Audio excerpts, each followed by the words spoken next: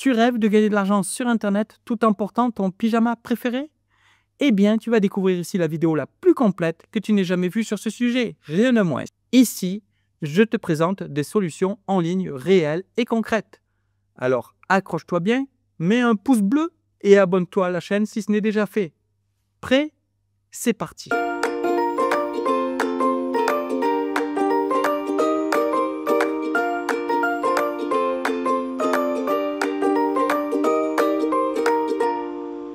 L'e-commerce.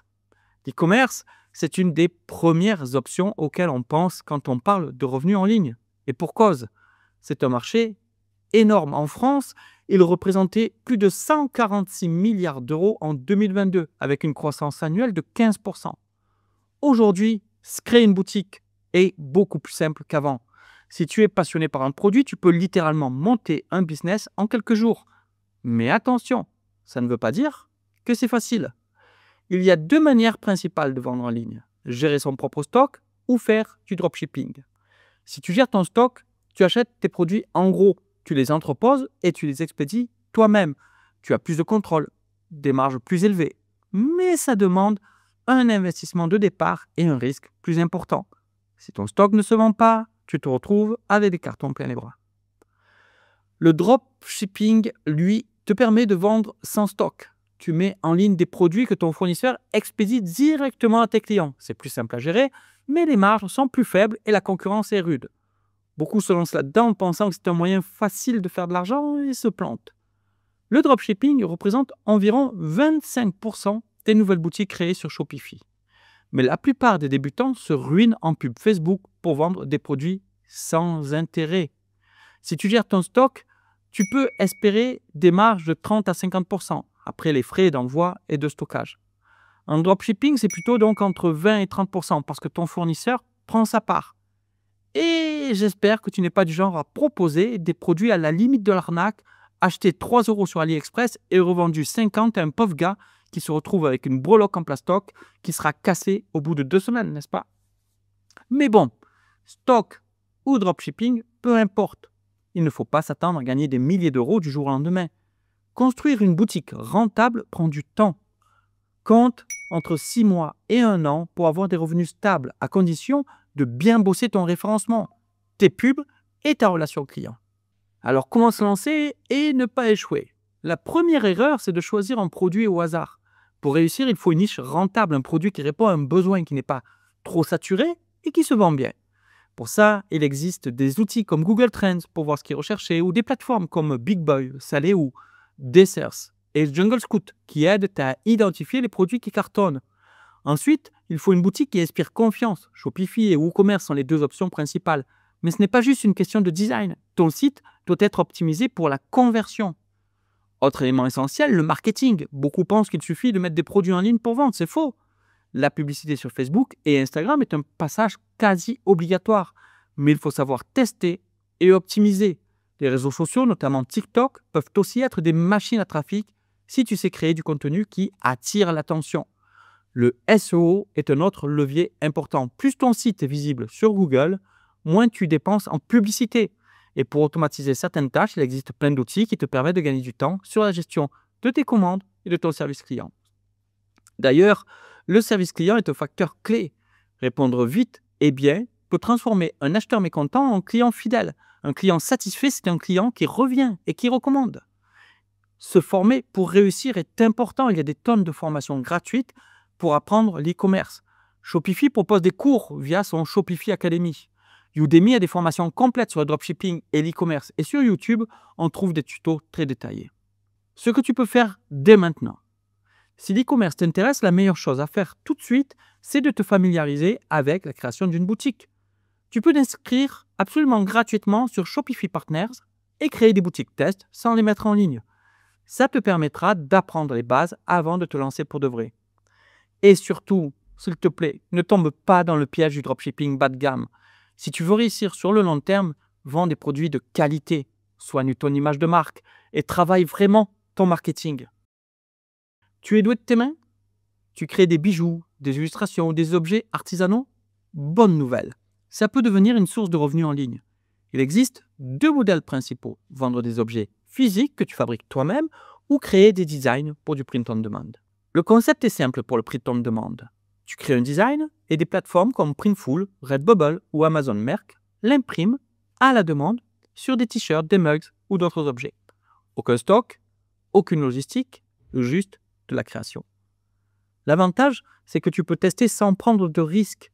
L'inconvénient, c'est que la concurrence est rude et que sans marketing, ton design risque de se perdre dans la masse. Si tu préfères vendre des produits physiques que tu crées toi-même, bijoux, macramé, céramique, des plateformes comme Etsy, Fait Maison ou un grand marché sont parfaites pour toucher une audience de passionnés. Ici, tu es maître de la production. Ça veut aussi dire que tu dois gérer ton stock et ton expédition.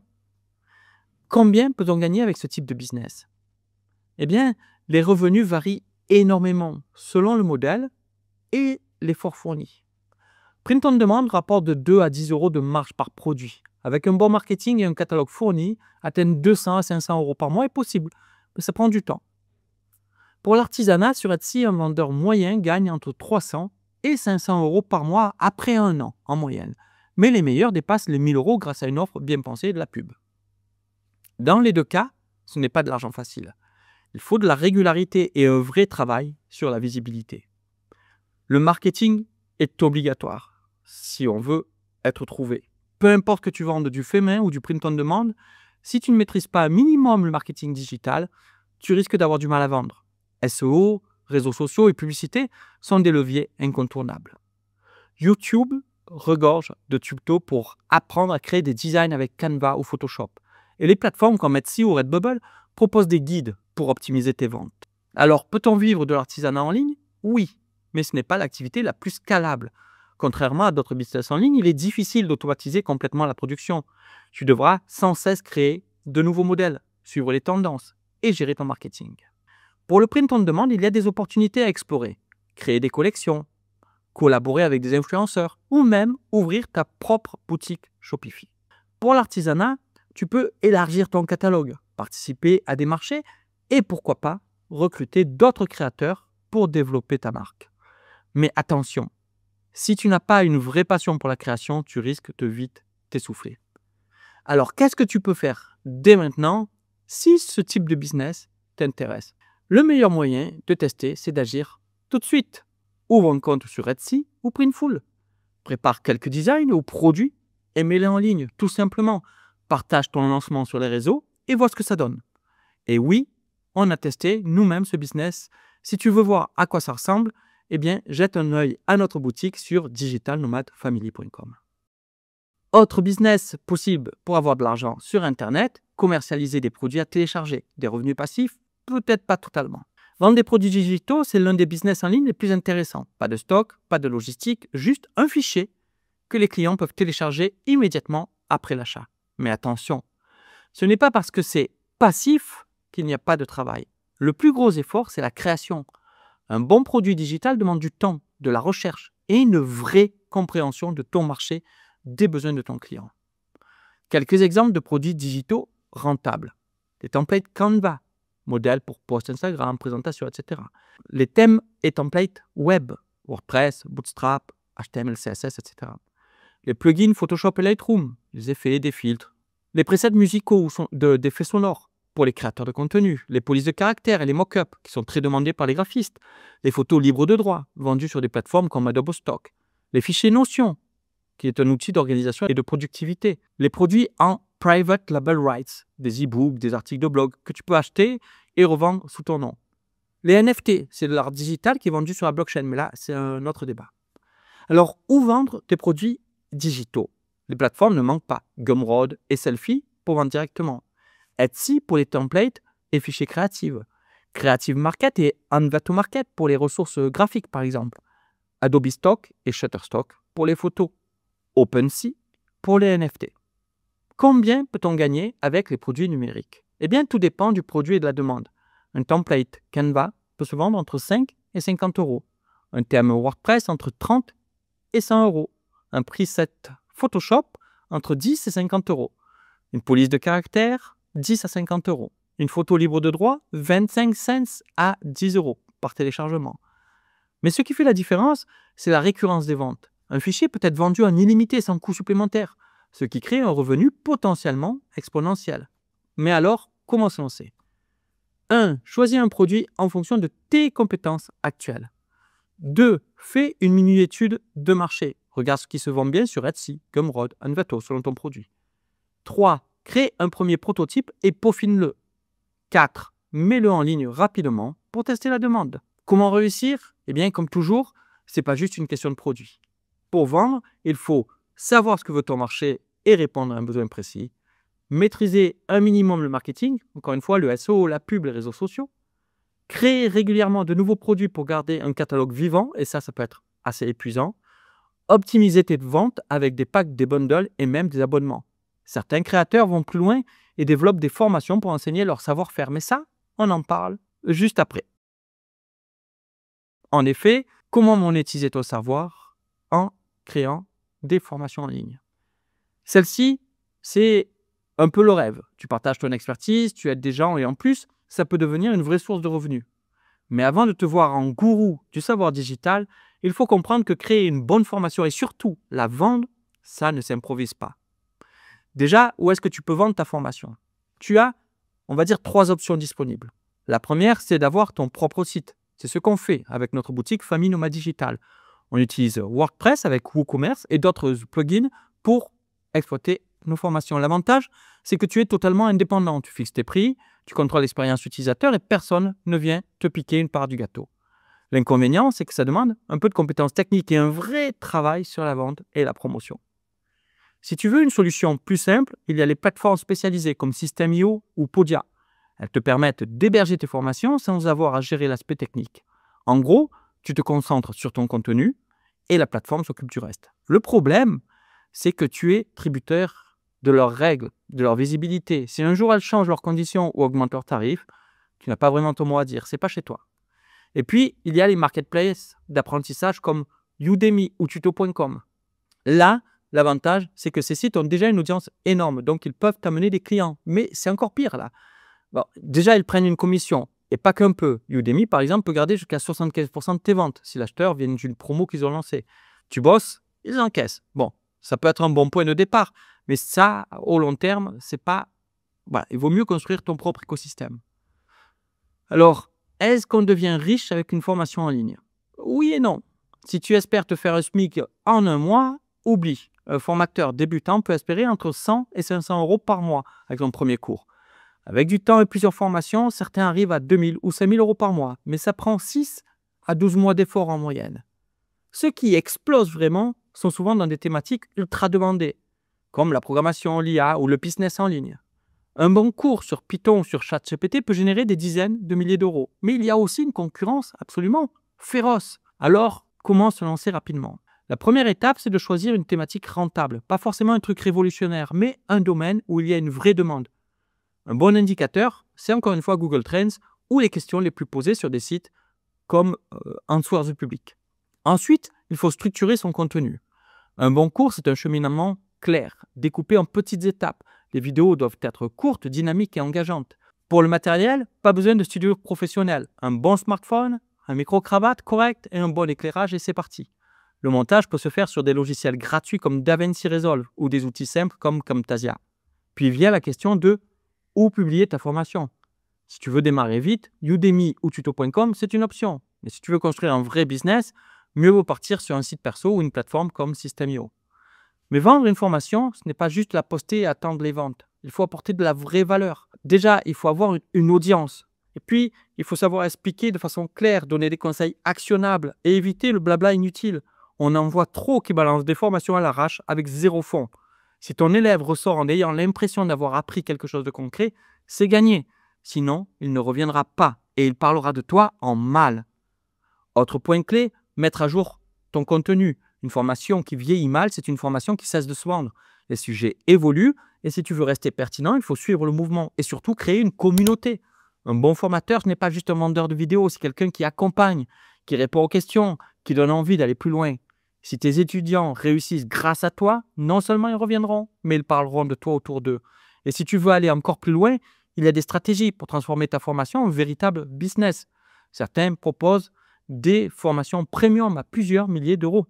D'autres lancent des abonnements mensuels, comme nous, avec du coaching, du suivi ou des mises à jour régulières. Ça peut aussi te permettre de construire une marque personnelle forte avec des opportunités qui vont bien au-delà des simples formations en ligne. Mais comme tout ce qu'on a vu jusqu'ici, il y a une énorme différence entre ceux qui font ça sérieusement et ceux qui se contentent de balancer du contenu générique en espérant des ventes faciles. Les vendeurs de rêve, en général, disparaissent vite, même s'ils entraînent encore quelques heures. Mais les vrais experts, ceux qui apportent une vraie valeur, construisent un business qui dure. On va continuer avec un autre moyen de générer des revenus en ligne, c'est faire de l'arbitrage, c'est-à-dire acheter moins cher pour vendre plus cher. L'arbitrage, c'est du commerce dans sa forme la plus simple. Tu achètes un produit à un prix bas, tu le revends plus cher ailleurs et tu encaisses la différence. Ça existe depuis des siècles, mais avec Internet, les opportunités sont démultipliées. Et aujourd'hui, Amazon FBA est l'un des meilleurs moyens pour automatiser ce modèle. Le principe est ultra simple. Imagine que tu trouves un lot de jouets en promo à 50% de réduction dans un magasin. Tu sors ton téléphone, tu scannes le produit avec une appli comme Keepa ou Jungle Scout et tu découvres qu'il se vend 2 fois plus cher sur Amazon. Tu achètes, tu envoies à Amazon et dès que quelqu'un passe commande, c'est eux qui gèrent la logistique et l'expédition. Résultat, tu touches la différence sans avoir à stocker ou expédier toi-même. Mais est-ce vraiment rentable? En moyenne, les marges tournent entre 20 et 40% selon le produit et ta capacité à bien gérer tes coûts. Un débutant peut espérer générer entre 500 et 1000 euros par mois en quelques mois, le temps de comprendre le fonctionnement et d'optimiser sa méthode. Certains, avec une vraie stratégie, atteignent plusieurs milliers d'euros mensuels. Une étude de Jungle Scout révèle d'ailleurs que 50% des vendeurs Amazon gagnent plus de 1000 dollars par mois et 20% dépassent les 10 000 dollars. C'est pas mal quand même. Il y a un vrai potentiel. Mais comme pour tout business, ça ne se fait pas en un claquement de doigts. D'ailleurs, si c'était aussi simple, tout le monde le ferait. Pour réussir, il faut un minimum de compétences. La base, c'est d'apprendre à trouver les bons produits. Pour ça, des outils comme Helium 10 ou Keepa te permettent d'analyser la demande et d'éviter les pièges. Il faut aussi bien calculer ses marges parce que entre l'achat du produit, les frais Amazon et les coûts de stockage, une mauvaise estimation peut vite réduire les bénéfices à néant. Et puis, tout ne peut pas être vendu sur Amazon comme bon te semble. Certains produits nécessitent des certifications ou des autorisations spécifiques. Donc, mieux vaut te renseigner avant d'acheter un lot entier de gadgets qui finiront bloqués par les restrictions de la plateforme. Si tu veux te lancer, le mieux, c'est d'expérimenter rapidement. La première étape, c'est de télécharger Keepa et de commencer à scanner les prix dans des magasins ou sur des sites de téléstockage. Ensuite, tu crées un compte vendeur Amazon, tu actives FBA et tu testes avec un premier lot de produits. L'arbitrage, c'est une excellente porte d'entrée dans le commerce en ligne, mais ce n'est pas un modèle infaillible. Plus le temps passe, plus la concurrence augmente et les marges peuvent s'éroder. Pour éviter ça, il faut voir plus loin. L'idéal, c'est de diversifier sa stratégie. Par exemple, en créant sa propre marque sur Amazon avec le Private Label. Ça permet d'avoir un contrôle total sur ses prix et d'éviter que d'autres vendeurs viennent casser les marges. Autre levier à exploiter, l'automatisation. Beaucoup de vendeurs finissent par déléguer la recherche de produits et la gestion des stocks à des assistants virtuels pour se concentrer sur la croissance de leur business. Et ça, tu peux le cumuler avec de l'automatisation. Bref, l'arbitrage est un bon moyen de démarrer, mais ce n'est pas un business à garder tel quel sur le long terme. Si tu veux construire un vrai revenu stable, il faut tôt ou tard passer à l'étape supérieure. Devenir prestataire de services en ligne, soit freelance. Est-ce que c'est une solution durable? Eh bien, déjà, le freelancing, c'est tout simplement vendre ton savoir-faire sous forme de service.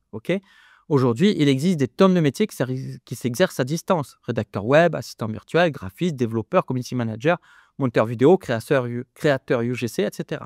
Peu importe tes compétences, il y a des clients qui en ont besoin. Avec des plateformes comme ComeUp, Malt, Upwork, Fiverr ou même sur LinkedIn, tu peux proposer tes services et décrocher tes premiers contrats sans sortir de chez toi. Le principe est simple. Un client a une mission, tu la réalises, il te paye. Sauf que dans la réalité, ce n'est pas aussi facile. Parce que le plus gros défi, ce n'est pas de faire le travail, c'est de décrocher les contrats. Alors, est-ce que le freelancing est un marché saturé? C'est un argument classique. C'est trop tard, tout le monde fait ça, je n'aurai jamais le client. On entend ça en réalité depuis des années. Et pourtant, il y a toujours des freelances qui cartonnent. Pourquoi? Parce que la saturation, c'est un faux problème, vraiment. Le vrai souci, c'est que beaucoup de freelances se contentent de proposer un service banal sans se démarquer. Ils vendent la même chose que tout le monde au même prix sans vraie valeur ajoutée. Résultat, ils finissent par se battre sur les prix et ça devient une course au low cost. Mauvaise stratégie. Ceux qui réussissent sont ceux qui savent se vendre intelligemment et qui comprennent que le freelancing, c'est pas exécuter une tâche, c'est pas juste ça. C'est résoudre un problème, une douleur profonde pour un client. Alors certes, certains disent que l'IA va tuer le freelancing, mais c'est absolument faux. Ce qui va tuer certains freelances, c'est leur incapacité à s'adapter. L'IA, je le répéterai jamais assez, ne remplace pas les experts. Elle remplace ceux qui font un travail moyen, sans réelle valeur ajoutée. Mais ceux qui savent l'utiliser comme un levier de productivité pour être plus rapide, plus efficace et proposer des prestations plus poussées, eux, ils resteront dans la course. Alors comment décrocher ses premiers clients? La première erreur des freelances débutants, c'est d'arriver sur une plateforme, de mettre une annonce et d'attendre que ça tombe tout seul. Mauvaise idée. Déjà, il faut te former. Ça paraît basique, mais si tu te lances dans un métier que tu ne maîtrises pas, tu vas galérer. Et surtout, ne pas juste apprendre à faire le travail. C'est pas juste exécuter, c'est aussi apprendre à te vendre. Ensuite, il faut attirer tes premiers clients avec une stratégie intelligente. Si tu démarres sur une plateforme comme ComeUp, l'idéal, c'est de proposer un tarif réduit, malgré ce que peut dire la plateforme. Tu dois avoir une stratégie de promotion, mais en précisant que c'est temporaire. Ça permet d'avoir tes premiers avis positifs et ensuite de relever progressivement tes prix. Et surtout, soigne tes premières missions. Quand un client est satisfait, il revient et il te recommande. C'est comme ça qu'un freelance construit sa réputation. Point aussi très important, si tu restes trop généraliste, tu vas galérer. Les places les plus compétitives sont souvent les plus mal payées. Imagine, tu es rédacteur web et tu écris sur tout et n'importe quoi.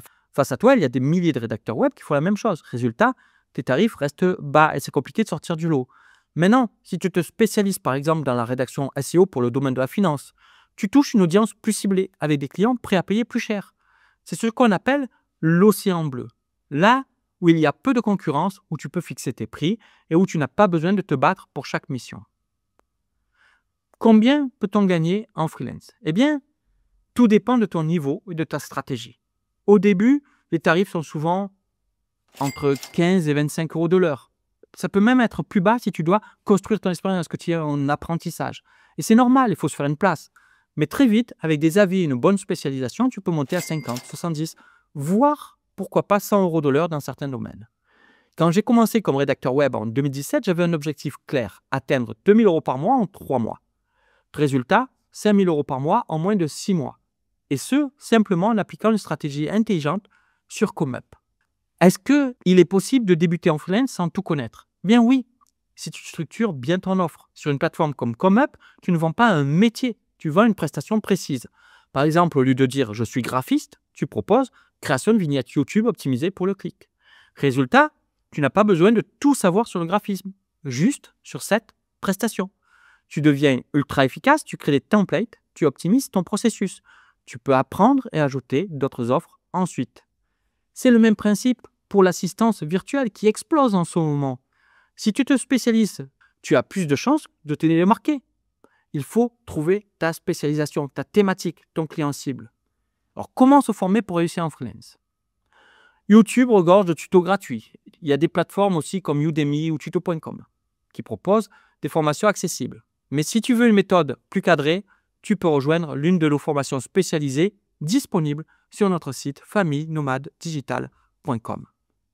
Alors, est-ce que c'est une activité pérenne? Bien sûr, oui, à condition de ne pas rester bloqué au même niveau. Le freelancing peut être une source de revenus stable, mais l'idéal, c'est d'évoluer, augmenter tes tarifs, développer une clientèle fidèle, bâtir une offre plus large. Par exemple, proposer en plus du coaching, des formations, du consulting pour développer ta gamme. Mais si tu restes sur des prestations basiques sans chercher à évoluer, tu risques de stagner, voire de t'épuiser. Si tu cherches un moyen flexible de gagner ta vie avec un potentiel d'évolution énorme, le freelancing est certainement une excellente option.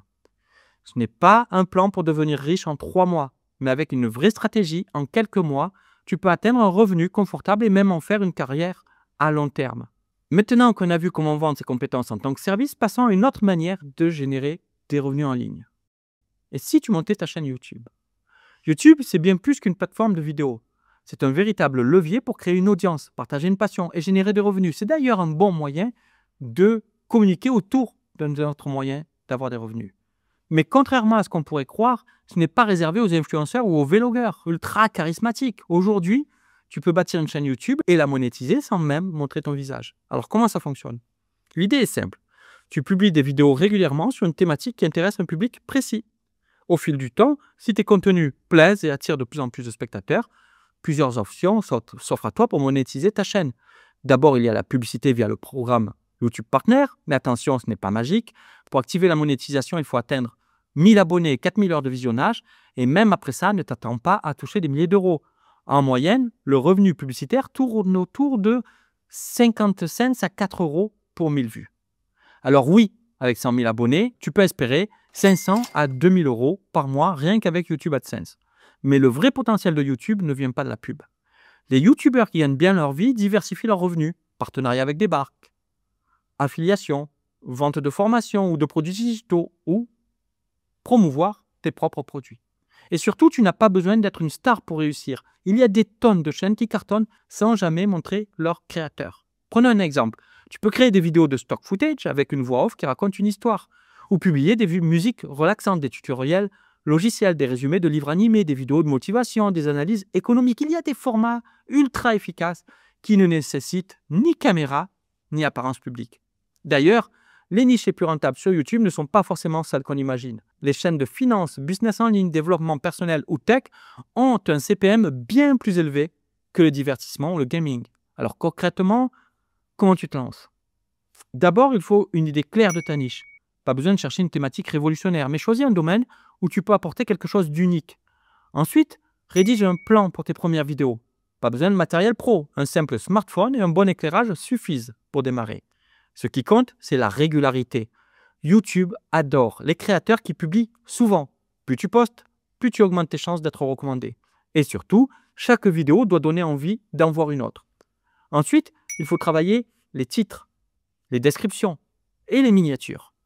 L'algorithme de YouTube favorise les vidéos qui captent l'attention rapidement. Si ton titre est fade et ta miniature moche, peu importe la qualité de ton contenu, il sera ignoré. Et puis, il y a la promotion. Ne mise pas tout sur YouTube seul. Partage tes vidéos sur Instagram, sur LinkedIn, sur TikTok ou même dans des groupes Facebook spécialisés. Alors, est-ce que YouTube peut devenir un vrai métier? Oui, mais comme tout business en ligne, ça demande, toujours pareil, du temps et de la persévérance. La plupart des YouTubeurs qui réussissent aujourd'hui ont mis des mois, voire des années, avant de gagner un revenu stable. Mais si tu t'y prends bien, YouTube peut devenir bien plus qu'une simple source de revenus. C'est un tremplin vers d'autres opportunités, consulting, conférences, formations, collaboration avec des marques. Alors, la meilleure chose que tu puisses faire maintenant, c'est de passer à l'action si ça t'intéresse. Trouve 3 idées de vidéos, écris un plan simple, filme avec ce que tu as et publie. C'est en faisant que tu apprendras. Et si tu gagnais des commissions sur des produits numériques sans avoir à les créer? L'affiliation, c'est probablement l'un des moyens les plus sous-estimés pour gagner de l'argent en ligne. Et quand on parle d'affiliation, la plupart des gens pensent tout de suite à Amazon et ses misérables 3 à 10% de commissions sur des produits physiques. Sauf que nous, on va voir un autre niveau de jeu, l'affiliation de produits numériques. Pourquoi? Parce que ça rapporte beaucoup plus. D'abord, les commissions ne sont pas de 3%, mais souvent de 30 à 50%, voire parfois plus. Ensuite, sur les logiciels et abonnements en ligne, les revenus peuvent être récurrents chaque mois tant que le client reste abonné. Tu continues alors à toucher ta part. Et enfin, les produits numériques sont souvent bien plus chers qu'un grille-pain ou un t-shirt sur Amazon. Un logiciel à 200, 500 ou 1000 euros, ça veut dire une commission qui commence à être vraiment intéressante. Alors, comment ça fonctionne? Le principe est ultra simple. Tu fais la promotion d'une formation, d'un outil ou d'un logiciel. Et à chaque fois qu'un achat est réalisé via ton lien affilié, tu touches un pourcentage sur la vente. Où trouver des produits numériques à promouvoir? Eh bien, il y a les plateformes classiques comme OneTPE, Gumroad, qui répertorient des centaines de formations, logiciels ou e-books que tu peux promouvoir. Mais une autre approche consiste à contacter directement des créateurs ou des entreprises dont tu apprécies vraiment le travail. Tu peux aussi directement sur l'outil trouver des offres d'affiliation ou les contacter pour. Beaucoup de formateurs, par exemple, proposent des programmes d'affiliation, mais ils ne les affichent pas forcément partout. D'ailleurs, chez nous, sur Famille Nomade Digital, on offre entre 20 et 35% de commission aux élèves seulement qui partagent nos formations avec leur audience. Ce genre d'opportunité existe un peu partout. Encore faut-il savoir la saisir. Comment faire connaître ces produits et générer des ventes? Eh bien, le secret, c'est le contenu. Placer un simple lien en espérant que quelqu'un clique dessus, ça ne marche pas, c'est certain. Il faut montrer pourquoi le produit est utile, comment il peut aider ton audience et en quoi il est différent des autres. Tu peux en parler à travers des vidéos sur YouTube, comme on en a parlé.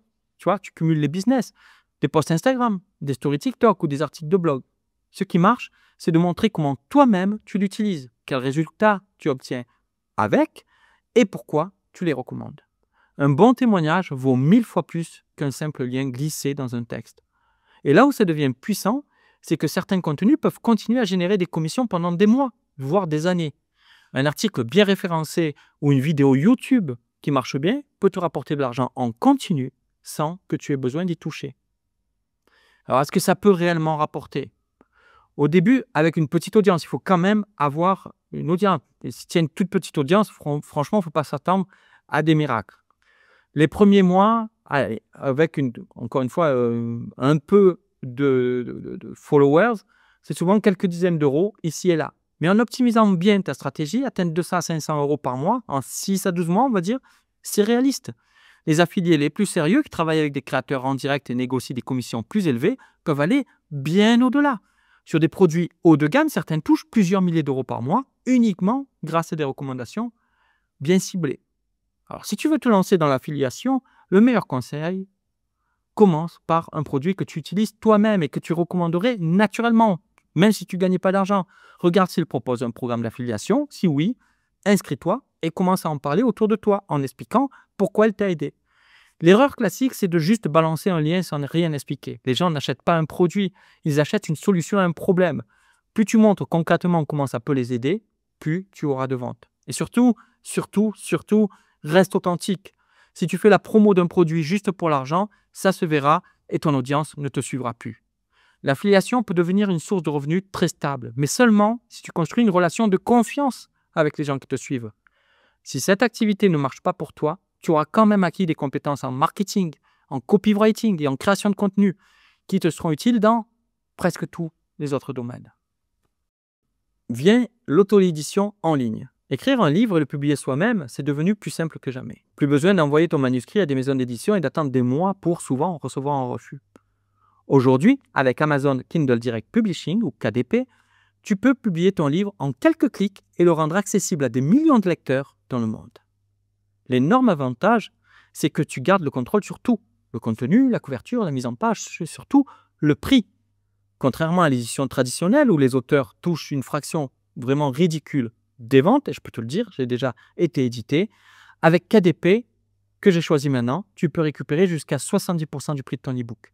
Et si tu optes pour une version papier, Amazon l'imprime à la demande. Pas de stock, pas de frais d'impression avancés, juste des ventes directes, sans intermédiaire. Mais la vraie question, c'est combien ça peut rapporter? Eh bien, on va dire que ça dépend. Un e-book vendu 9,99 € peut te laisser entre 3,50 et 7 €. Un livre papier à 15 € te rapportera environ 4 € après impression et commission d'Amazon. Et là, on parle d'un livre. Imagine si tu en publies plusieurs et qu'ils commencent à se vendre régulièrement. Alors bien sûr, ce n'est pas un coup de baguette magique. Publier un livre sans stratégie et attendre des ventes, c'est toujours pareil. C'est comme ouvrir une boutique en plein désert, sans panneau pour indiquer le chemin. Les auteurs qui gagnent vraiment leur vie avec KDP ont compris que la vraie bataille commence après la publication. Il faut travailler son référencement sur Amazon. Choisir un bon titre, une couverture percutante, c'est très important. Mais surtout, faire en sorte que les lecteurs trouvent ton livre. D'ailleurs, il y a plusieurs types de livres qui cartonnent sur KDP. Il y a ceux qu'on appelle les no content, comme les carnets de notes ou les journaux à remplir. Ce sont des livres vierges où l'utilisateur écrit lui-même. Ensuite, il y a les low content, comme les agendas, les livres de coloriage ou les carnets de gratitude, qui contiennent un peu plus de structure, mais restent assez légers en texte. Et enfin, les high content, qui sont les vrais livres, romans, essais, guides pratiques. Si ton objectif, c'est de construire une vraie source de revenus avec l'auto-édition, mieux vaut viser le high content. Oui, ça demande plus de travail, mais c'est aussi là que les bénéfices sont les plus intéressants. Mais réussir sur KDP, ce n'est pas juste une question d'écriture. Une des compétences les plus importantes, c'est de savoir analyser le marché. Tu vois, je te redis souvent ça. Parce qu'écrire un livre que tu as envie de publier, c'est bien. Mais écrire un livre qui a une vraie demande et que les gens ont envie de lire, qui va trouver un public, c'est mieux. Regardez ce qui fonctionne, analyser les mots-clés utilisés sur Amazon, comprendre quelle couverture attire l'œil, tout ça, c'est fondamental pour augmenter tes chances de succès. Et bien sûr, L'écriture elle-même doit être fluide et agréable à lire. Un bon style, c'est ce qui va garder ton lecteur accroché du début à la fin. Si tu comptes que sur ChatGPT de base pour faire ça, ça va être limité. Un livre mal structuré ou rempli de fautes, là aussi, ça ne pardonne pas. Et sur Amazon, les mauvais avis tombent vite. C'est pourquoi la correction est essentielle. Si tu n'es pas à l'aise avec l'orthographe ou la grammaire, mieux vaut faire appel à un correcteur ou utiliser un logiciel comme Antidote. Ou là aussi, l'IA qui peut t'aider pour corriger la majeure partie des fautes, même si elle en laissera passer. Mais même avec le meilleur livre du monde, si personne ne le voit, personne ne l'achètera. Et on y revient encore et toujours, le marketing entre en jeu. Il faut savoir promouvoir ton livre, utiliser les réseaux sociaux, mettre en place des publicités ciblées et surtout construire une petite communauté qui te suivra dans le temps. D'ailleurs, parlons un peu de mon expérience avec KDP. Mon premier roman, Onimonde, est sorti en édition classique et ça a été un échec total sur le plan financier. Les royalties étaient ridicules et je n'ai jamais vraiment su combien d'exemplaires avaient été vendus. J'ai donc décidé de le rééditer moi-même sous le nom Onimundo, mais comme je n'ai fait aucun effort de communication, sans surprise, tu le devines, les ventes ont été pratiquement inexistantes. Par contre, pour mon essai Les 21 lois d'esprit libre, j'ai pris le temps d'un peu mieux structurer les choses. J'ai vendu plusieurs centaines d'exemplaires, ce qui est pas mal, mais encore une fois, j'ai vraiment sous-estimé l'importance du marketing. Je n'ai pas consacré le temps qu'il fallait et franchement, il faut bien comprendre que publier un livre, ça ne suffit pas, il faut le vendre. En revanche, quand j'ai testé d'autres stratégies avec des livres publiés sous pseudo, j'ai pu voir à quel point une bonne analyse du marché et une approche marketing bien pensée pouvaient vraiment faire la différence. Alors, comment publier ton premier livre rapidement? Déjà, commence par choisir un sujet avec une vraie demande. Écrire un livre pour le plaisir, encore une fois, je le redis, c'est bien, mais si tu veux en faire une source de revenus, il faut qu'il intéresse du monde. Ensuite, écris et termine ton manuscrit sans passer 6 mois à tout perfectionner. Ce qui compte, c'est d'arriver au bout. Une fois que c'est fait, relis-le, fais-le corriger, puis mets-le en page proprement pour un rendu professionnel. Ensuite, tu crées ton compte sur KDP, tu télécharges ton manuscrit, tu ajoutes une couverture attrayante et tu le publies. Et après, ne crois pas que le travail est fini. Là, il faut promouvoir ton livre. Ça passe par des posts sur les réseaux sociaux, de la publicité Amazon Ads et pourquoi pas le lancement d'une newsletter pour fidéliser tes lecteurs et des tas de stratégies qui permettent d'aller plus loin pour transformer ça en vraie activité rentable. Par exemple, publier plusieurs livres dans la même thématique permet de créer un effet boule de neige. Un lecteur qui achète un premier livre et l'apprécie, ira naturellement chercher les autres. Certains auteurs travaillent même en série, avec plusieurs tomes pour fidéliser leur audience. Mais attention, publier sur KDP ne signifie pas automatiquement gagner de l'argent. Ceux qui réussissent sont ceux qui prennent le temps de comprendre le marché, je le répète encore et encore, qui publient régulièrement et qui savent promouvoir leur ouvrage. Si tu fais les choses sérieusement, que tu optimises chaque sortie et que tu restes régulier, l'auto-édition peut devenir une source de revenus passive très intéressante. Alors, est-ce que tu es prêt à publier ton premier livre? À toi de voir. En attendant, voyons une autre source de revenus très différente, le hacking éthique. Le hacking éthique, c'est l'art de trouver des failles de sécurité, mais légalement.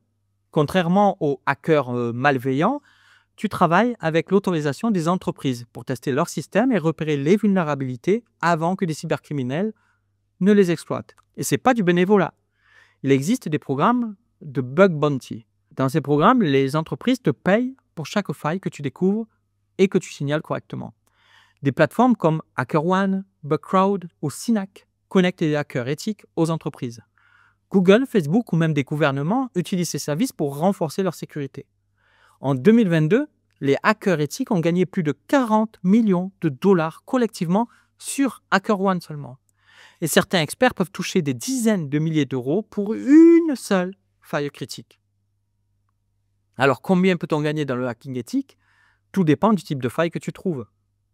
Les petites vulnérabilités rapportent entre 100 et 500 euros. C'est déjà pas mal. Et si tu en détectes plusieurs par semaine, ça commence à faire une belle somme. Mais les vraies pépites, ce sont les failles critiques. Celles qui mettent en danger des données sensibles ou compromettent totalement un système. Là, les primes peuvent aller de 5 000 à 50 000 euros, voire beaucoup plus dans certains cas rares. Alors évidemment, ce n'est pas aussi simple que de cliquer sur un bouton et d'empocher de l'argent. Ça, c'est évident. Ça demande des compétences solides et une vraie capacité d'analyse. Il faut, pour pouvoir se lancer en tant qu'hacker éthique, avoir une bonne connaissance des systèmes informatiques, Linux, Windows, les réseaux, les protocoles comme TCP/IP, les VPN. Tout ça doit devenir familier, naturel. Ensuite, il faut maîtriser les outils de cybersécurité comme Wireshark, Burp Suite ou Nmap qui servent à analyser et tester les systèmes. Un peu de programmation est aussi un atout. Python, Bash, voire JavaScript peuvent être utiles pour exploiter certaines vulnérabilités. Sans oublier la cryptographie et la connaissance des attaques courantes comme l'injection SQL, le XSS ou le CRF. Et ce n'est pas juste du technique. Un bon hacker éthique doit savoir rédiger des rapports clairs et précis, car c'est ça qui fait la différence entre un bug ignoré et une prime bien méritée. Bonne nouvelle, pour te former, il y a plein de ressources accessibles. Des plateformes comme TryHackMe, HackTheBox ou Cybery permettent de s'entraîner gratuitement. Tu peux aussi passer par des certifications qui sont reconnues comme Certified Ethical Hackers, le CEH, ou OSCP, Offensive Security Certified Professional. Et surtout, pratique. Participer à des captures de flag, CTF, qui sont des compétitions de cybersécurité, est un excellent moyen de progresser rapidement et de se faire repérer par des recruteurs. On peut se demander s'il faut aller sur le dark web pour apprendre à hacker. Eh bien non, et surtout ne le fais pas. Pas besoin d'explorer les tréfonds d'Internet pour apprendre le hacking éthique.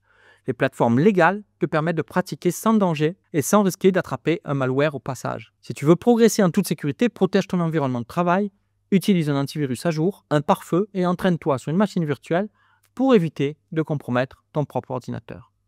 Si tu respectes les règles, tu n'as aucun souci, tu ne risques pas des problèmes en étant hacker éthique. Le hacking éthique est un domaine reconnu et légal, tant que tu ne testes que des systèmes qui t'ont donné l'autorisation. Si tu commences à fouiller là où on ne t'a rien demandé, ça s'appelle du hacking tout court, et c'est illégal. En revanche, c'est vrai, ce milieu attire parfois des individus qui peuvent être peu scrupuleux. Il y a beaucoup d'argent en jeu, et il vaut mieux rester discret sur les réseaux et éviter de provoquer les mauvaises personnes. Au-delà des bug bounties, il existe de nombreuses opportunités. Beaucoup de hackers éthiques deviennent consultants en cybersécurité et sont embauchés par des entreprises pour auditer et renforcer leur système. D'autres deviennent formateurs ou encore montent leur propre boîte spécialisée en sécurité informatique. Les salaires sont attractifs. Un bon expert en cybersécurité peut toucher entre 50 000 et 120 000 euros par an, et parfois bien plus dans les grandes entreprises ou les agences gouvernementales. Alors, si tu veux te lancer dès maintenant, c'est très simple. Commence par t'inscrire sur TryHackMe et suis un premier module de formation. Ensuite, crée un compte sur HackTheBox pour t'entraîner avec des défis concrets. Une fois que tu te sens à l'aise, passe une certification comme CEH pour valider tes compétences. Ensuite, direction HackerOne ou Bugcrowd. Cible des failles simples au début, rédige des rapports clairs et améliore-toi progressivement. L'objectif est de trouver et signaler ta première faille dans les 30 jours. Si tu fais les choses sérieusement, en quelques mois, tu peux commencer à générer des revenus. Et avec l'expérience, tu pourrais bien transformer ça en carrière à plein temps. Alors, prêt à hacker légalement? Allez, on passe aux choses très sérieuses. Si tu cherches à faire du petit cash vite fait, tu es maintenant au mauvais endroit. Ce qu'on va voir ici, c'est du lourd, du business qui demande de l'huile de coude, de la sueur, de l'investissement et des nuits blanches. Ce n'est pas le type d'activité que je te conseillerais pour débuter en ligne. Si tu as besoin de t'assurer rapidement une rémunération sans trop éjecter de fonds, c'est pas là qu'il faut être. Par contre, si tu es prêt à t'impliquer sérieusement, ça peut parfois te rapporter gros, très gros. On n'est plus sur des revenus pépères, non, là tu veux jouer dans la cour des grands. Commençons par le premier business, monter une agence de service web. Créer une agence, c'est passer d'un job de freelance où tu fais tout toi-même à une structure où tu gères tes prestataires et des projets. L'idée, c'est de scaler ton activité, mais pas juste en mettant ton nom sur une carte de visite avec CEO en dessous. Ça demande de l'organisation, du management et surtout une vraie expertise. La plupart du temps, l'idéal est de commencer en solo. Tu bosses en freelance, donc tu choisis ce qu'on a vu avant, tu développes ton réseau, tu comprends ce que veulent tes clients. Et quand ça commence à bien tourner, plutôt que de refuser du boulot parce que tu n'as plus de temps libre, tu délègues une partie du travail. Tu recrutes 1 ou 2 prestataires, tu mets en place des process et petit à petit, tu structures ton agence. L'autre option, c'est d'attaquer directement en drop service. En gros, tu vends des prestations que tu ne fais pas toi-même en sous-traitant tout dès le départ.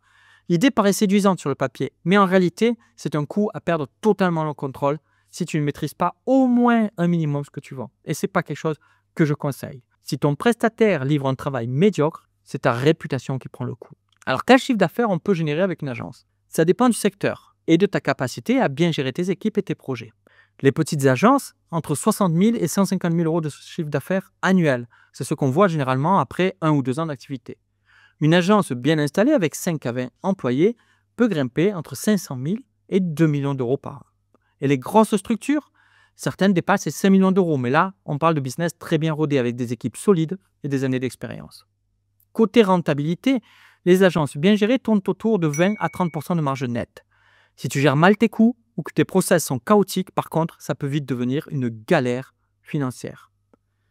Niveau compétences clés pour créer une agence, d'abord, il faut maîtriser son domaine. Si tu te lances dans une agence SEO, une agence de pub en ligne ou une agence de rédaction, tu dois comprendre ce que tu vends, même si tu délègues l'exécution. Sinon, tu risques de te faire balader, comme je vous le disais, par tes propres prestataires. Ensuite, il faut savoir gérer des projets et des clients. Ce n'est pas juste trouver du business et encaisser, c'est gérer les attentes, respecter les délais, assurer un suivi et bien sûr, manager une équipe, même si c'est juste des freelances au début.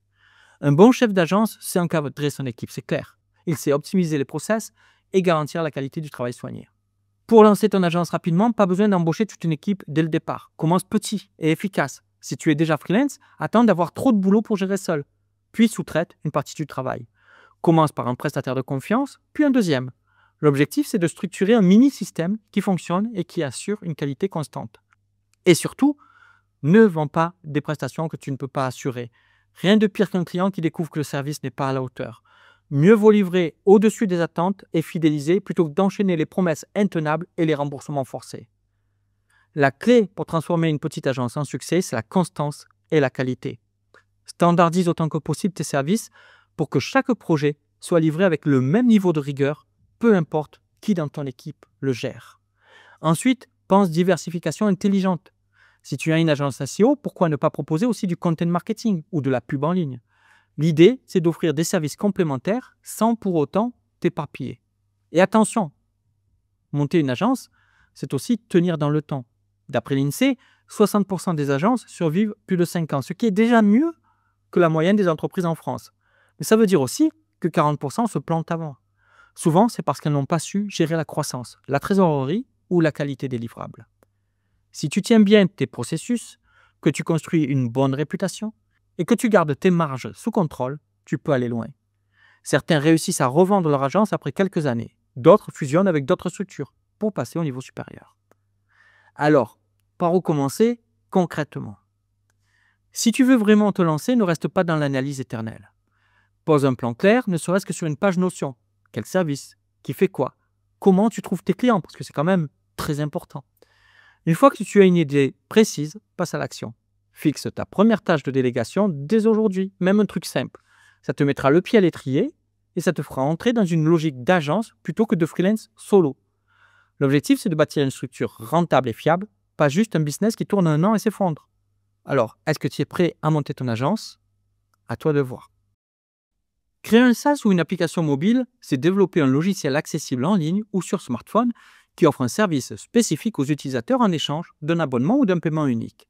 C'est un modèle puissant, scalable, qui peut générer des revenus récurrents, mais aussi être un gouffre financier s'il est mal géré. Le marché est gigantesque, mais ultra compétitif. En 2023, les applications mobiles en France ont généré 2,48 milliards de dollars, avec plus de 2,16 milliards de téléchargements. Le problème, c'est que 99,9% des apps coûtent plus cher à développer qu'elles ne rapportent. Le SaaS, lui, repose sur un modèle d'abonnement qui permet des revenus récurrents. Le marché en Europe devrait croître de 19% par an jusqu'en 2029, atteignant 197 milliards de dollars. Sur le papier, c'est très tentant, mais 90% des startups SaaS échouent. Pourquoi? Parce que le coût d'acquisition client a explosé, plus 180% entre 2021 et 2023. Et il faut souvent plusieurs mois pour récupérer un investissement sur un client. En plus, les entreprises SaaS doivent gérer un churn, c'est-à-dire la perte de clients, qui tourne autour de 5 à 10%. Bref, ça peut rapporter gros, mais ce n'est pas un Eldorado accessible en quelques semaines. Les compétences nécessaires, c'est de comprendre 3 grands domaines. Déjà, le premier domaine, c'est évidemment le développement. Même si tu ne codes pas toi-même, connaître les bases des langages comme JavaScript, Python ou Swift, ça t'évitera de te faire arnaquer par des prestataires, comme je l'avais dit, pour l'agence. Le design UI/UX. Une interface moche ou mal pensée et ton app est morte avant d'avoir vécu. L'expérience utilisateur, c'est fondamental. Et le marketing digital. Encore et toujours lui. Sans acquisition de clients, ton SaaS ou ton app ne dépassera pas les 10 téléchargements. SEO, publicité, réseaux sociaux, tout doit être optimisé dès le départ. Des plateformes comme Udemy, Open Classroom ou même YouTube offrent d'excellentes formations accessibles pour acquérir ces bases. Comment lancer son SaaS ou son app? Le piège dans lequel tombent beaucoup de débutants, c'est de vouloir créer un produit parfait dès le départ. Erreur. Le but, c'est d'abord de valider ton idée sans dépenser une fortune. Fais une étude de marché, vérifie qu'il y a une vraie demande. Si personne ne cherche ton idée sur Google, c'est peut-être un mauvais signe. Crée ce qu'on appelle un MVP, un Minimum Viable Product, une version ultra simplifiée, juste avec l'essentiel pour tester le marché. Pas besoin de 50 fonctionnalités, juste un produit qui résout un problème précis. Et attire tes premiers utilisateurs. Inscris-toi sur des forums, des groupes Facebook, lance une landing page et commence à tester ton marché avant même d'avoir codé quoi que ce soit. Optimise, corrige, puis scale. Une fois que tu as de vrais retours utilisateurs, tu améliores ton produit et tu cherches à accélérer la croissance. Pour réussir, il faut optimiser son acquisition client dès le départ avec des publicités bien ciblées, du SEO efficace, des contenus qui attirent naturellement du trafic. Soigner l'expérience utilisateur, c'est primordial. Plus ton app est intuitive et agréable, plus tes clients restent. Avoir une stratégie de fidélisation, des emails de suivi, un support client réactif, des mises à jour régulières pour garder les abonnés engagés. Comment faire croître un SaaS sur le long terme? Bien, si tu arrives à stabiliser ton acquisition client et ton churn, l'étape suivante, c'est ça, c'est cette scalabilité. Ajoute des fonctionnalités en fonction des besoins réels des utilisateurs. Trop de startups SaaS développent des trucs inutiles qui ne font que compliquer l'expérience. Attaque de nouveaux marchés, international, autres segments d'utilisateurs, déclinaison en B2C ou en B2B. Noue des partenariats stratégiques. Par exemple, tu peux intégrer d'autres services, collaborer avec des influenceurs, faire du cross-marketing. Est-ce une bonne idée de se lancer dans un SaaS ou une application mobile en 2025? Ben oui, si tu es prêt à bosser sérieusement et que tu comprends la réalité du marché. Les success stories existent, mais elles sont le résultat d'un travail acharné et d'une stratégie intelligente. Si ton plan, c'est juste de coder un truc et d'attendre que les clients arrivent tout seuls, tu seras probablement dans les 90% qui échouent.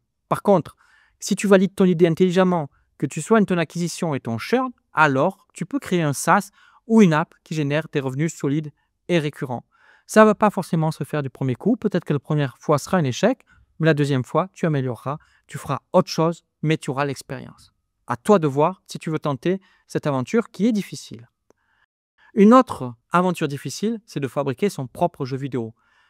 Créer un jeu vidéo, c'est bien plus qu'un simple passe-temps. C'est un mélange explosif entre créativité et technique. Une alchimie où il faut tout maîtriser. La programmation, le design, l'audio, la narration et surtout la capacité à captiver des joueurs dans un marché qui est hyper saturé. C'est aussi un vrai défi parce que, soyons honnêtes, il y a des centaines de milliers de jeux qui sortent chaque année et seuls quelques-uns trouvent leur public. Mais si tu joues bien tes cartes, tu peux transformer ta passion en métier. Le développement indépendant est plus accessible que jamais avec des outils comme Unity ou Unreal Engine. Aujourd'hui, n'importe qui peut en théorie créer un jeu chez soi avec un bon PC et de la motivation. Mais avoir une idée géniale ne suffit pas. Il faut la développer, la peaufiner et surtout, encore une fois, réussir à la vendre. Flappy Bird, Minecraft, Undertale, ces jeux ont explosé, mais ce sont des exceptions. La plupart des projets ne rencontrent jamais leur public. C'est pour ça qu'au-delà du développement, il faut penser marketing, communication et distribution. Si tu crées le meilleur jeu du monde, mais que personne ne le voit, c'est répété, encore une fois, il restera invisible. Alors, combien ça peut rapporter un jeu indépendant? C'est simple, ça va de 0 à des millions, littéralement. Un jeu peut générer quelques centaines d'euros, voire rien du tout, s'il est mal lancé ou passe inaperçu. À l'inverse, certains jeux indépendants explosent et deviennent des références. Mais la vérité, c'est que la majorité des jeux ne rapportent pas grand-chose. D'après les données de Steam, environ 50% des jeux génèrent moins de 5 000 $ sur toute leur durée de vie. Pour un projet qui t'a pris 1 an ou plus à développer, ça pique un peu. Mais les 50% restants réussissent à dépasser ce cap et une minorité atteint des revenus confortables. Si ton jeu est bien pensé et bien marketé, tu peux viser des ventes entre 5 000 et 20 000 exemplaires dans la première année. Surtout avec une bonne communication et une sortie bien préparée. Un jeu vendu à 10 € avec une commission Steam de 30% te laisse 7 € de bénéfices nets par vente. Pour générer 50 000 € de revenus bruts, il te faut environ 7 150 ventes. Ça peut paraître énorme, mais avec une bonne promo et des influenceurs qui en parlent, c'est faisable. Alors comment se lancer dans le développement de jeux vidéo? Tu n'as pas besoin d'être un génie du code pour créer ton premier jeu, mais il y a quand même des bases à maîtriser. La programmation est évidemment essentielle. Unity, utilisent CDash. Unreal tourne principalement avec Blueprint et C++. Et pour les jeux en pixel art ou en 2D, Godot et GameMaker sont aussi d'excellentes options. Ensuite, le graphisme. Si tu es bon en dessin, c'est un plus. Mais sinon, tu peux toujours t'appuyer sur des assets libres de droit ou travailler avec un graphiste. C'est quand même mieux que des assets de basse qualité. Blender pour la 3D, Photoshop ou Sprite pour le pixel art. Il y a plein d'outils disponibles, souvent gratuits. Le sound design et la musique sont souvent négligés alors qu'ils jouent un rôle énorme dans l'immersion.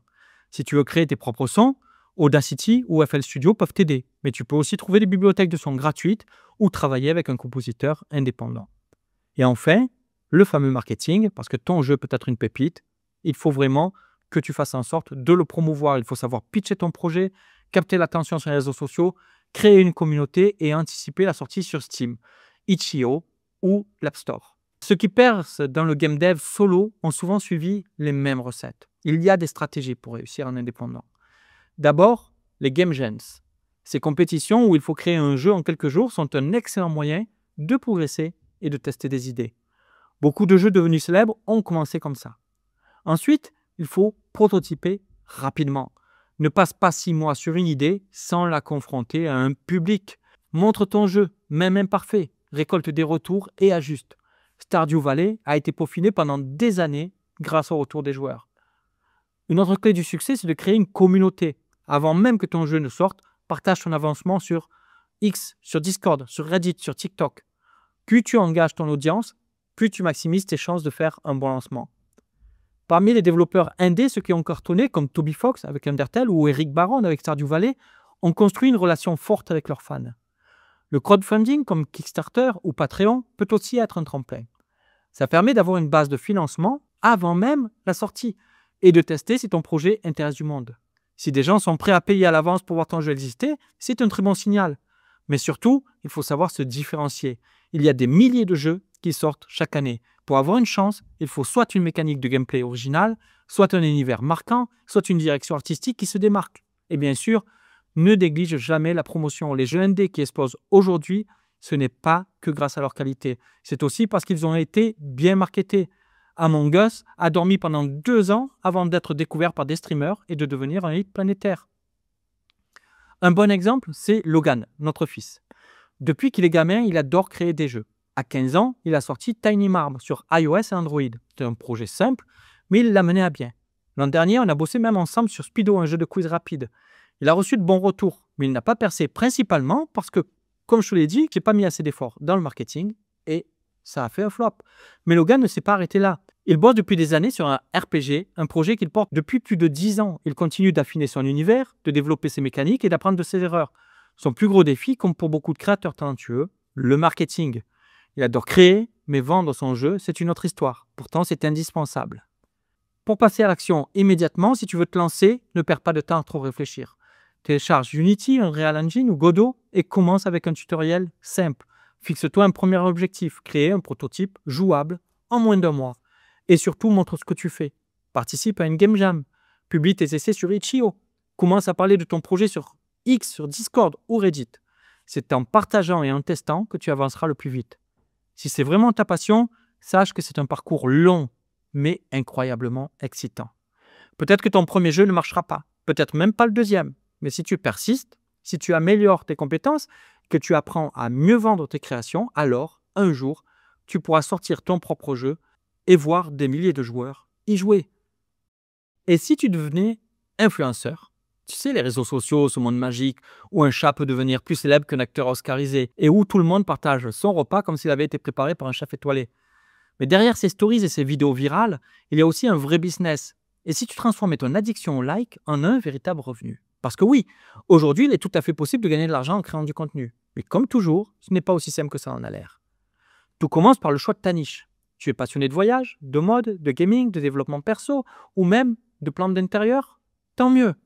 L'idée, c'est d'être identifié pour une thématique spécifique, un univers où tu vas pouvoir bâtir une communauté engagée. Parce qu'au final, ce n'est pas tant le nombre d'abonnés qui compte, mais leur engagement. Il vaut mieux 10 000 personnes ultra investies qui commentent et qui partagent ton contenu que 100 000 abonnés fantômes qui scrollent sans même te remarquer. Une fois que tu as défini ton axe, il faut créer du contenu régulièrement. Instagram, TikTok, YouTube, X, chaque plateforme a ses codes, mais le principe est toujours le même, être visible et intéressant. C'est bien beau de poster des photos ou des vidéos, mais si tu ne racontes rien d'intéressant, personne ne va s'y attarder. C'est là qu'intervient le storytelling. Les influenceurs qui cartonnent ne se contentent pas de publier des images, ils captivent, ils racontent des histoires, ils donnent une raison aux gens de les suivre. Comment monétiser ta présence? Quand ta communauté commence à grandir, plusieurs opportunités s'offrent à toi. La plus évidente, ce sont les collaborations avec les marques. Elles te rémunèrent pour parler de leurs produits, mais attention, c'est pas aussi facile que d'accepter un chèque et de copier-coller un texte promo. Aujourd'hui, les internautes flairent le fake à des kilomètres. Il faut rester crédible, sincère et ne pas promouvoir n'importe quoi sous prétexte qu'on te propose de l'argent. Parce que si ton audience sent que tu vends ton âme pour quelques euros, elle se détournera vite de toi. Ensuite, il y a des plateformes comme Patreon où ta communauté peut te soutenir directement en échange de contenu exclusif. Certains influenceurs développent aussi leurs propres produits, que ce soit des formations, des e-books, du merchandising ou même des services en ligne. D'autres tirent parti des revenus publicitaires sur YouTube ou des fonctionnalités de monétisation sur TikTok. Mais soyons clairs, être influenceur, ce n'est pas juste poster des selfies et attendre que l'argent tombe. Ça demande une vraie stratégie. Il faut analyser ce qui fonctionne, comprendre les algorithmes, interagir avec son audience et être régulier. Le plus gros piège, c'est de croire que tout va venir tout seul. Si tu rêves de rouler en Lamborghini en racontant ta vie sur Insta, il va falloir revoir tes attentes. La majorité des influenceurs ne vivent pas de leur contenu. En France, 66% des créateurs gagnent moins de 5 000 € par an avec leur activité. Et seuls 25% dépassent les 10 000 € par an. Bref, la plupart doivent avoir une autre source de revenus à côté. Pour ceux qui réussissent, tout repose sur la diversification. Les plus malins ne se contentent pas de partenariats. Ils développent leur propre business, lancent des formations, collaborent avec d'autres créateurs, investissent dans des projets parallèles et surtout, ils restent à jour. Parce qu'un algorithme qui change, une tendance qui s'essouffle et tu peux voir ton reach chuter en un instant. Un autre point crucial, c'est la transparence. Aujourd'hui, les internautes sont de plus en plus attentifs aux pratiques des influenceurs. Les placements de produits doivent être signalés, les partenariats annoncés clairement. Ceux qui jouent la carte de l'honnêteté construisent une relation de confiance avec leur audience. Et c'est ce qui fait la différence à long terme. Quel est le bon moment pour te lancer? Eh bien, c'est maintenant. Si tu veux tenter l'aventure, il n'y a pas de secret, commence. Ouvre un compte pro sur la plateforme qui te correspond le mieux, définis ta thématique et publie ton premier contenu. Observe ce qui fonctionne, analyse les influenceurs de ta niche, inspire-toi de leur stratégie. L'important, c'est d'être actif et d'apprendre en faisant. Si ça prend, tant mieux. Si ça ne prend pas, au pire, tu auras développé des compétences en création de contenu, en communication et en marketing digital. Et ça te servira toujours, je peux te le garantir. Alors, est-ce que tu es prêt à transformer ton feed en business? Non? Et est-ce que tu es prêt à gagner de l'argent en jouant? Alors, devenir programmeur, c'est transformer une passion en métier. Ce qui était autrefois un simple loisir est aujourd'hui une industrie pesant plusieurs milliards d'euros. Entre les tournois internationaux avec des cash prizes hallucinants et les plateformes de streaming qui permettent de monétiser chaque seconde de jeu, il y a de vraies opportunités. Mais attention, ce n'est pas parce que tu joues 10 heures par jour que tu es en train de te professionnaliser. La différence entre un joueur lambda et un véritable e-sportif, c'est la rigueur, l'entraînement et la capacité à optimiser chaque session de jeu. Dans les sports, il y a deux grandes voies. Soit tu vises la compétition pure et dure, avec des entraînements intensifs et des tournois sous pression, soit tu monétises ta présence en ligne via le streaming et le contenu vidéo. Les meilleurs combinent souvent les deux. Les plus grands joueurs du monde, ceux qui performent sur des titres comme League of Legends, Counter-Strike ou Fortnite, ne se contentent pas de s'inscrire à des compétitions. Ils construisent une communauté, signent des contrats de sponsoring et négocient des revenus fixes avec des structures professionnelles. Alors, est-ce que programmeur, c'est un vrai métier? Ouais, et pas juste un métier. Une vraie carrière avec des entraînements intensifs. Quand on pense jouer aux jeux vidéo, on imagine quelqu'un avachi sur son canapé manette à la main. Mais dans la réalité des programmeurs, c'est du sport de haut niveau. Des heures d'entraînement millimétrées, des analyses de gameplay, des séances de révision tactique et des stratégies mises en place avec une équipe. Dans les plus grosses équipes, on parle même de préparateurs mentaux et de coachs pour optimiser la performance. Alors bien sûr, tout ça ne se limite pas aux équipes de haut niveau. Si tu débutes, tu peux déjà structurer ton entraînement. Ne te contente pas de jouer au hasard. Fixe-toi des objectifs. Améliorer ta visée, optimiser ta prise de décision, mieux gérer ta communication avec ton équipe. Et surtout, revois tes parties. Tous les programmeurs passent du temps à analyser leurs erreurs pour ne pas les reproduire. Les sources de revenus en tant que programmeur sont multiples. La première, ce sont les compétitions. Les cash prizes des plus grands tournois sont colossaux. Dota 2, par exemple, avec son tournoi The International, distribue chaque année des dizaines de millions de dollars. Mais même à un niveau plus modeste, il existe des tournois en ligne qui permettent de gagner quelques centaines ou milliers d'euros. Ensuite, il y a le streaming. Beaucoup de joueurs professionnels diffusent leurs parties en direct sur Twitch ou sur YouTube. Certains gagnent plus avec leurs abonnés et leurs donations qu'avec leurs performances en tournoi. Et si tu sais animer une communauté, ça peut vite devenir une source de revenus stable. Les sponsors sont aussi une énorme partie du business. Une fois que tu es un joueur reconnu, des marques de matériel informatique, d'énergie drink ou même des marques de vêtements peuvent te payer pour représenter leurs produits.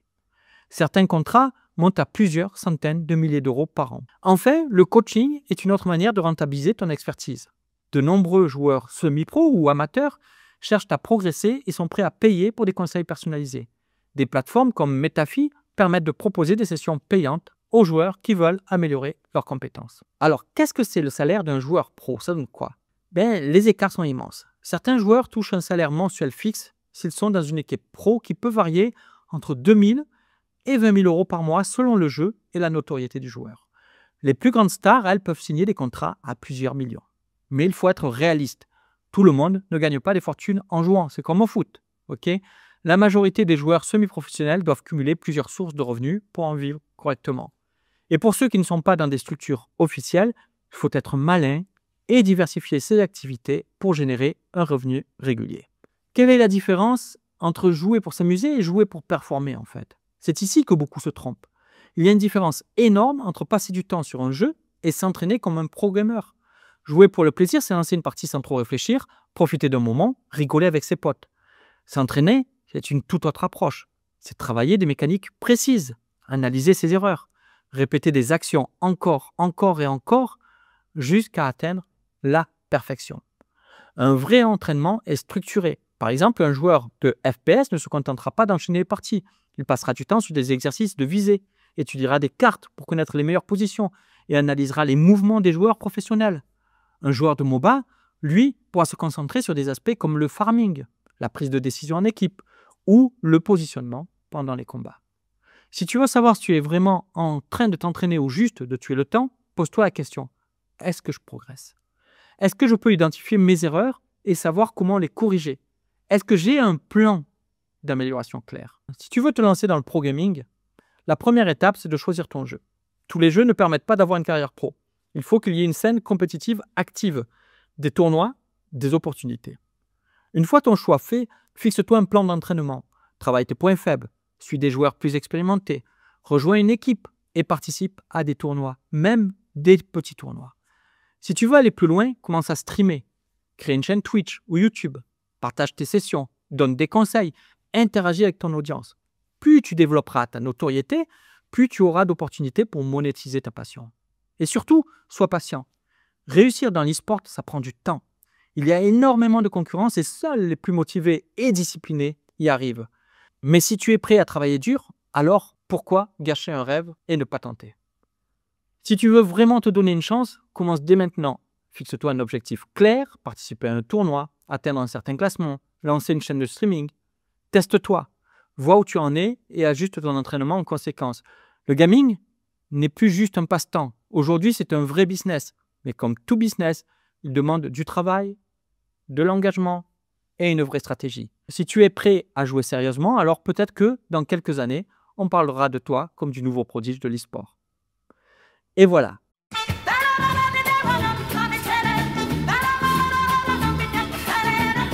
On a fait le tour. On vient de traverser ensemble les méthodes les plus solides pour gagner de l'argent en ligne. Alors, laquelle a retenu ton attention? Tu es plutôt du genre à vendre ton expertise, à créer un business scalable ou à transformer une passion en source de revenus? Peu importe la voie que tu choisis, il y a une règle d'or. Ce n'est pas la méthode qui fait la réussite, c'est ce que tu en fais. Certains gagnent des milliers d'euros avec des formations en ligne. D'autres se plantent royalement. Certains explosent sur Twitch. D'autres stagnent à 10 viewers. La différence entre eux, le sérieux, l'apprentissage continu et l'adaptation. Comment savoir si une idée a du potentiel? C'est un peu comme deviner quelle sera la prochaine tendance virale sur TikTok. Il y a de la logique, des analyses, mais aussi une part de chance. Certes, j'ai donné des fourchettes de revenus pour chaque activité, mais rien n'est figé. Tout dépend de ton exécution. La première chose à faire, c'est de regarder si un marché existe. Parce que si tu es persuadé que vendre des pulls pour escargots est une niche inexploitée, il y a peut-être une raison que ce soit inexploité. Ensuite, analyse la concurrence. Si personne n'a pensé à proposer des cours de yoga pour paresseux, est-ce un coup de génie ou juste que c'est une idée qui est vouée à l'échec? Et bien sûr, fais tes calculs. Parce que si après des semaines de travail, tu réalises que ton idée ne peut générer que quelques centimes par vente et que tu dois convaincre 100 000 personnes pour t'en sortir, c'est peut-être le moment de pivoter. Tu peux maximiser tes gains avec peu de moyens. Le manque de budget, c'est souvent une excuse. Aujourd'hui, avec un simple smartphone et un ordinateur portable, tu peux créer du contenu, vendre des services, monter une boutique ou développer un projet digital. Ton téléphone, c'est ta caméra pro, ton micro, ton studio photo. Ton PC, c'est ta boutique en ligne, ton centre de formation, ton agence freelance. Ton cerveau, c'est l'actif le plus précieux. Apprends, teste, améliore-toi. Ce n'est pas l'argent qui fait la réussite en ligne, c'est la capacité à utiliser les outils que tu as sous la main. Évidemment, il y a des pièges. Le premier gros piège, c'est de croire aux promesses de richesse facile. Si un inconnu sur Instagram te vend un plan magique pour gagner 10 000 € par mois en 30 jours, dis-toi qu'il gagne surtout son argent en te vendant ce rêve bidon. Deuxième erreur classique, sous-estimer l'effort nécessaire. Tu peux devenir freelance, vendre des formations ou gagner ta vie avec des livres KDP, mais ce n'est pas en postant 3 vidéos sur YouTube ou en créant un blog avec 2 articles que tu vas cartonner. Puis il y a ce qu'on appelle le syndrome de l'objet brillant. Aujourd'hui, tu testes l'affiliation, demain le dropshipping, après-demain le NFT. Résultat, tu t'éparpilles et rien ne fonctionne. Concentre-toi sur une stratégie, exécute-la à fond, ajuste-la jusqu'à obtenir des résultats. Ce n'est qu'une fois ton premier succès en place que tu pourras tester d'autres choses. Et bien sûr, méfie-toi des arnaques. Si une méthode semble trop belle pour être vraie, c'est probablement le cas. Aucun business sérieux ne te fera gagner des fortunes sans effort. Alors, comment vas-tu gagner ton argent en ligne? Si tu attends la recette miracle, désolé de te décevoir, mais la seule façon de réussir, c'est de bosser et de bosser intelligemment. La méthode parfaite n'existe pas. Ce qui compte, encore une fois, c'est ta capacité à t'engager, à apprendre et à persévérer. Mon conseil, ça serait de commencer par du freelancing. C'est la méthode la plus rapide et la plus accessible pour générer des revenus concrets si tu es pressé d'en avoir. Une fois que tu as une base financière solide, là, tu pourras te diversifier et tester des revenus plus passifs. Mais surtout, passe à l'action. Parce que c'est ça la vraie clé du succès. Agir, répéter, insister, subir des échecs, certes, mais être meilleur à chaque fois. À toi de jouer, lance-toi et tiens-moi au courant en commentaire.